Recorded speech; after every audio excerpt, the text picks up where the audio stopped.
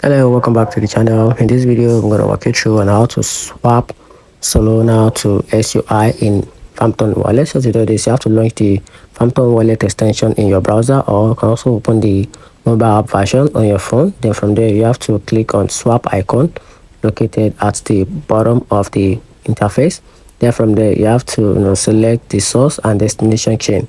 So from choose the Solana as the source chain and select SOL as the token. Then you have to choose the SUI as the destination chain and select SUI as the token.